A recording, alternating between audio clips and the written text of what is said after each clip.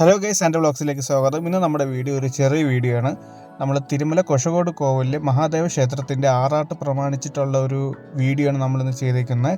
കുശക്കോട് മഹാദേവ ക്ഷേത്രത്തിൻ്റെ ഉത്സവം വന്നിട്ട് മാർച്ച് 22 മുതൽ 29 വരെ ആയിരുന്നു.